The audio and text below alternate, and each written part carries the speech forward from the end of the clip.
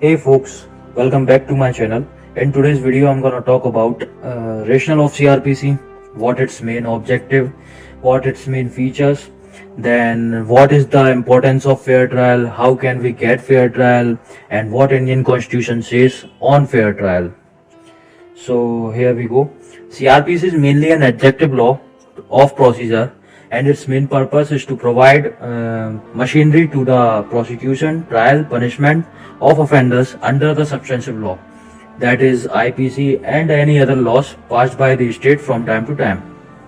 The rules of procedure as provided by the CRPC mean to regulate the procedure to be followed by every investigation, every inquiry, every trial for every offence under the IPC and any other law in court.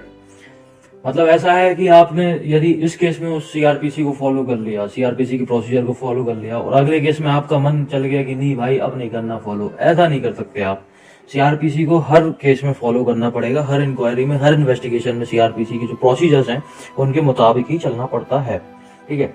Earlier there was no uniform law of criminal procedure until the code of criminal procedure of 1882 comes. फिर वो जो है repeal किया गया और code of 1898 से, और उसको दो बार अमेंड किया गया था, एक बार 1923 में और एक बार 1955 में। This code was repealed bye the code of 1973 enacted by parliament on 25 January 1974 and made effective from 1 April 1974 so as to consolidate, amend the law relating to criminal procedure. फिर Iqbal versus state of Maharashtra में supreme court ने ये कहा था कि जो CrPC है वो खुद बयां करता है difference between rule of law and the rule of Vim and caprice, that it is the procedure that spells much of the difference between rule of law and the rule of Vim and caprice. Rule of law में ये होता है कि हर citizen के, हर व्यक्ति को जो है जस्टिस प्रोवाइड किया जा सकता है, लेकिन रूल ऑफ विम और कैप्राइस में जस्टिस प्रोवाइड हर सिटीजन को नहीं किया जा सकता, क्योंकि रूल ऑफ विम और रूल ऑफ कैप्राइस में ये होता है कि जो व्यक्ति है वो अपने मन मुताबिक जो है चीजें चेंज कर सकता है और लॉस चेंज कर सकता है, जिस कारण से हर इंसान को जो है जस्टिस प्रोवाइड नहीं किया जा सकता। Okay, then what are the main objectives of the court? So, to provide an opportunity to the accused person to get a fair trial in accordance with the principle of natural justice. मतलब हर accused का ये अधिकार बनता है कि उसको fair trial मिले, वो भी किसके according? Natural justice के according. Okay. To be ensure a fair trial where none of the rights of accused are compromised and nor are they unjustifiably favoured. मतलब ये है कि ना तो किसी गुनहगार के राइट्स को या उसको गुनहगार की आप वो कर सकते हैं, मतलब उसके लिए क्या बोलेंगे हम, ज्यादा फेवर नहीं कर सकते, और ना ही आप उसके राइट्स को कॉम्प्रोमाइज कर सकते हैं। Okay, to make an effort to prevent delay in investigation and as well as in trial to ensure fair justice। मतलब ना तो आप उसकी इन्वेस्टिगेशन में डिले कर सकते हैं और ना ही आप उसके ट्रायल में जो है डिले कर सकते हैं, क्योंकि जितना ज्यादा डिले होगा उतना ज्यादा इनजस्टिस उस पर्सन के साथ होगा। To ensure the attendance of any person concerned with the case including an accused or a witness through various measures like summons, warrant, proclamation and attachment of property।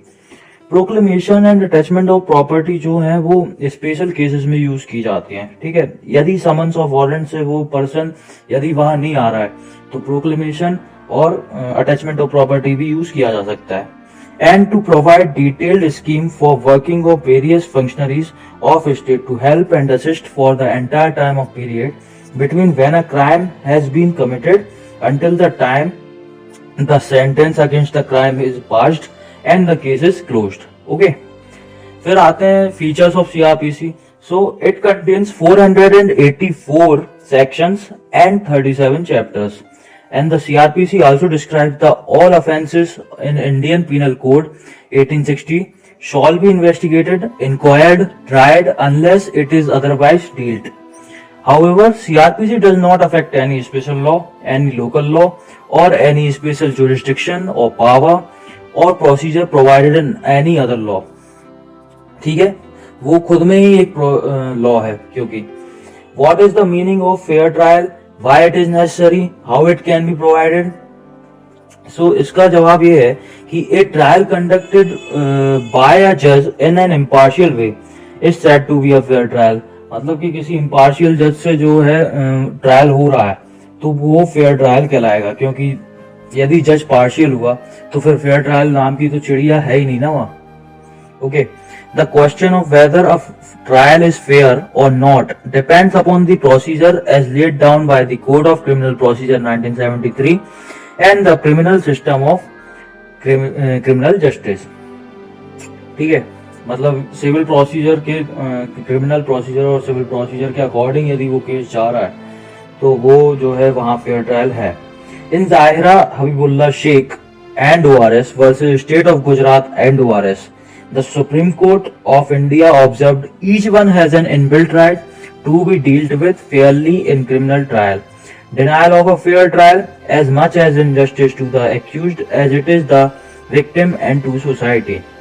मतलब supreme court ने ये कहा था कि हम दोनों पार्टीज के जो है राइट होते हैं, इनबिल्ट राइट होते हैं, और दोनों पार्टीज की राइट को ही हमें इम्पोर्टेंस देनी चाहिए, तभी वहां जाके फेयर ट्रायल होता है। यदि हमने एक के राइट्स को इम्पोर्टेंस दे दी और दूसरे के राइट्स को इग्नोर कर दिया तो वहां फेयर ट्रायल नहीं कहलाएगा, क्योंकि दूसरे के साथ तो इनजस्टिस हो गया ना भाई। Denial of a fair trial as much as injustice to the accused as it is the victim and to society। और वहीं यदि हम किसी फेयर ट्रायल का डिनाई करते हैं, फेयर ट्रायल प्रोवाइड नहीं करा पाते हैं, तो वो ना तो केवल एक्यूज के साथ इनजस्टिस होगा बल्कि विटनेस और सोसाइटी और विक्टिम के साथ भी इनजस्टिस होगा। Okay, fair trial obviously would mean a trial before an impartial जज, a fair prosecutor and an atmosphere judicial calm. And a fair trial means a trial in which bias or prejudice for or against the accused, the witness or the cause which is being tried is eliminated। मतलब यदि वहां पे bias और prejudice नाम के शख्स हैं, शख्स मतलब कोई आदमी नहीं, bias और prejudice मतलब पक्षपात नाम की कोई चिड़िया है वहां, तो वहां फेयर ट्रायल नहीं है। और जहां फेयर ट्रायल है वहां पक्षपात नाम का एक नाम निशान भी नहीं होना चाहिए। ठीक, और जो है thus in order to secure the right to be fair and impartial trial, all Indian criminal laws are well made to safeguard this right। ठीक है, मतलब इंडियन क्रिमिनल लॉज को इसी तरीके से बनाया गया है कि हर किसी के फेयर ट्रायल के राइट को वो प्रोटेक्ट कर सके। फिर इंडियन कॉन्स्टिट्यूशन क्या कहता है फेयर ट्रायल के बारे में, तो right of fair trial is a concept which is essentially embodied in the constitution of India.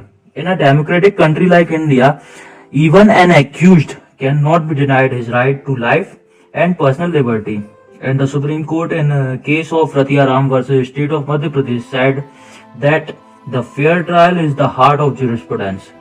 Fair trial जो है वो न्यायपालिका का हृदय है, हार्ट है। यदि फेयर ट्रायल नहीं होता है तो आदमी के विटनेस के साथ या जो भी उस केस से रिलेटेड लोग हैं उनके साथ वो इनजस्टिस कहलाएगा। ठीक है, fair trial is the fundamental right which flows from the article 21 of the constitution as well, and denial of the fair trial is the denial of the human right. यदि आप फेयर ट्रायल का denial करते हैं तो वो human right का भी denial कहलाया जाएगा। ओके, तो आज की वीडियो में इतना ही। यदि आपको कोई डाउट है तो आप कमेंट सेक्शन में मुझे पूछ सकते हैं। बाकी फिर मेरे वीडियो को लाइक करें, मेरे चैनल को सब्सक्राइब करें यदि आपकी इच्छा हो तो। Thank you.